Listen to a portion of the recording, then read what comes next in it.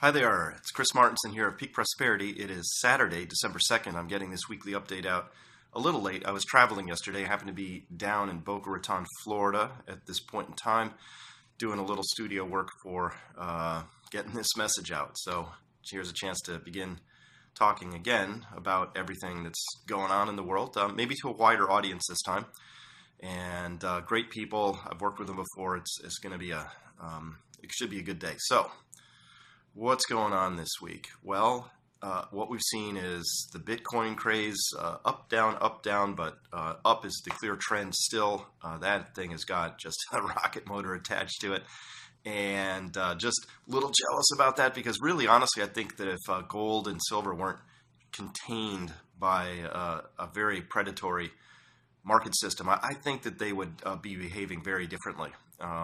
And not to really single them out, though, I believe that a lot of our markets are rigged. And here's how the rigging works, as far as I'm concerned. First off, just a little background. I was a very active day trader and short-term trader back starting in 2006, 2007. And then in 2008, I had to give it up. And the reason for that was that my systems were no longer working. And things that I'd learned from people who've been in the business for 30 years were no longer working. And now that about a decade has passed, I can look back and say that was the time when the machines started to really rise, meaning I was a human. I had very slow connections. I had to press buttons on my keyboard that would send signals, very far. And I was up against machines that were coded to take advantage of both the latency in time delay. So they were faster, they were closer to the server floors where the trading was happening.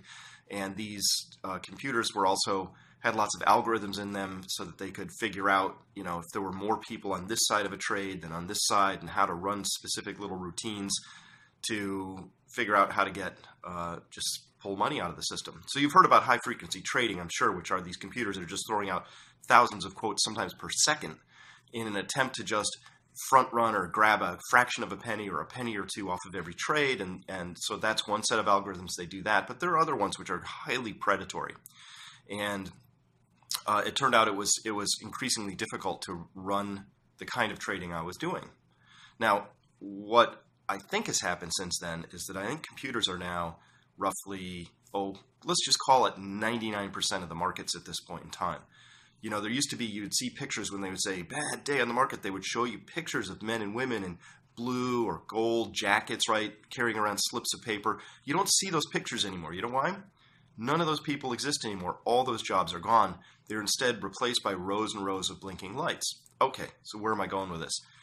What's happened now is that these machines are so good at running markets this way or that, and they're so remorseless that it's, I think, child's play, relatively speaking, for somebody who has unlimited funds or big giant pools of funds or very, very deep pockets to construct another algorithm that sort of can either direct or manipulate, if you will, this larger sea of algorithms that are out there.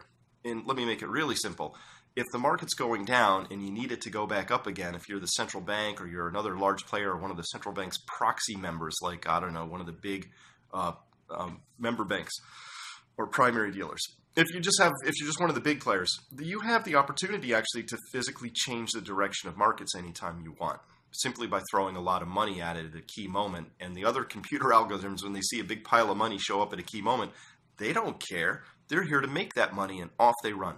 So there's a few pieces of data out there, including there are some of these firms that run these algorithmic programs that have not had any single days of losses ever.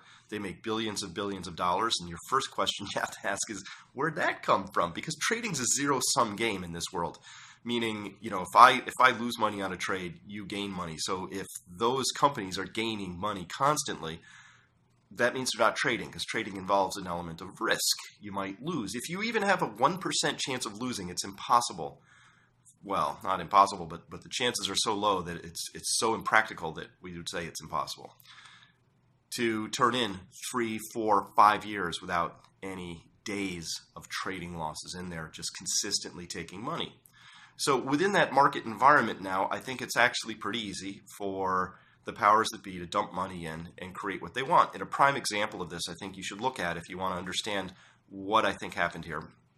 There are multiple examples I can point to, but let's look at one that happened right around, early November 2016. There was this thing called the presidential election in the United States. Hillary Clinton was ahead. She was going to win. Everybody was certain of it, way ahead in the polls in all the key states, all of that until about 10 o'clock. And then something happened. And there was this black swan event. A very unexpected thing happened. Donald Trump won. And next thing you know, the Dow is down 1,000 points in the overnight markets. And, right around 2:30 in the morning, I was just watching this. Everything seems to be just falling apart all at once. That's a bad moment. That's a kind of a moment you would expect if there is a plunge protection team or if there is a central bank protection team. That's when you'd step in. And, of course, they would say we're doing heroes work. We're saving the world from a market decline because, couldn't have one of those. And so that market turned around all of a sudden and just started going the other direction remorselessly. I mean, just unbelievable. And now pull up a chart, say like this one that shows a monthly chart of the Dow, and look at this line from the moment, this is an S&P chart, from the moment that Donald Trump won. That's an 80-degree ruler straight, up and to the right, no pullbacks kind of a thing. How does that happen? Here's my theory. What happened was the central banks of the world freaked out at the thought of a decline, particularly a chaotic or a sudden decline, and so they dumped lots of money into the markets. And maybe, too much, like how much gasoline should we pour on this bonfire? Hard to say. So I think they put on too much, and the rest is history. But now that they've created these Franken markets, now that these markets are so high, so elevated, so stretched, they have no other choice, they feel, than to make sure that they just keep going up. We're locked in this system. And of course, what's happening, the longer we stay locked in the system, the higher up the step ladder we go. And when we do fall off it could be more than a painful fall. It could be a fatal fall this time. Of course, they're driving the largest wealth and income inequality gaps in the world. All of that. So these markets are crazy right now. That's the subject of a two-parter I just put out this week. It just came out. I think it's probably on the site this morning. I haven't checked my site yet today, but it should be there. And this is going into the data, which just shows how crazy all of this is. And so this piece I wrote has got some of the data, but I've got so much data now that says this isn't just sort of crazy. This isn't just historically crazy. This is amazingly crazy. This is insane.